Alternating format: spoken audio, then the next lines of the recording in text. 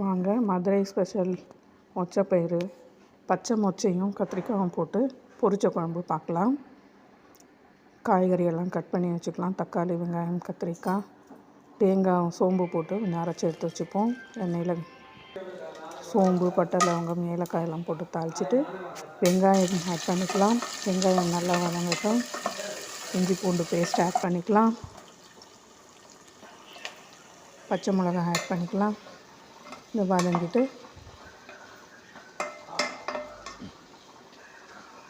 கத்திரிக்காயும் add பண்ணி நல்லா வதக்கலாம்.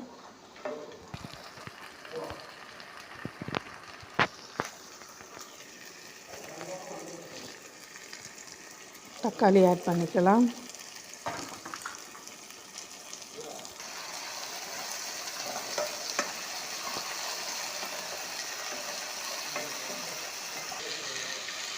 மஞ்சள் தூள் ஆட் பண்ணிக்கலாம். உப்பு ஆட் பண்ணிக்கலாம். தேவையான அளவு உப்பு ஆட் பண்ணிக்கலாம்.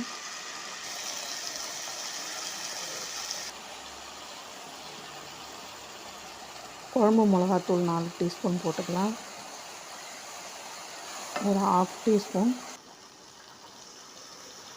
ரெட் சில்லி பவுடர் ஆட் பண்ணிக்கலாம்.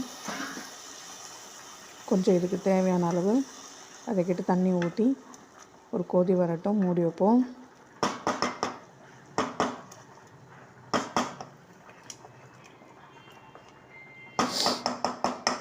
பச்சை மொச்சையை தனியாக வேக வச்சுருக்கேன். உப்பு போட்டு அது கொஞ்சம் வேகட்டும். அது இதோடு சேர்த்து போட்டால் அது தோலில் இருக்க கசப்பு அது குழம்பு கசப்பாக்கிடும். அதனால் அதை தனியாக வேக வச்சுப்போம். கொஞ்சம் உப்பு போட்டு அதை வேக வச்சு வடிச்சிட்டு இதில் எடுத்து ஆட் பண்ணிக்கலாம். பாருங்கள், பயிறு செம்மையாக வெந்து சூப்பராக இருக்குது. இது பாருங்கள், ஒரு வதக்கிக்கலாம். தேங்காய் ஆட் பண்ணணும். தேங்காய் அரைச்சி ஆட் பண்ணிக்கலாம். இப்போ தேவையான அளவு தண்ணி ஆட் பண்ணி ஒரு கொதி விடணும். கரம் மசாலா கொஞ்சம் ஆட் பண்ணிக்கலாம். அப்படியே மூடி வச்சோன்னா ஒரு கொதி வரட்டும். பாருங்கள், சூப்பரான சுவையான மதுரை ஸ்பெஷல் பச்சை மொச்சை பொரித்த குழம்பு ட்ரை பண்ணுங்கள். எப்படி இருக்குன்னு சொல்லுங்கள். லைக் பண்ணுங்கள், சப்ஸ்கிரைப் பண்ணுங்கள், கமெண்ட் பண்ணுங்கள். Thank you friends.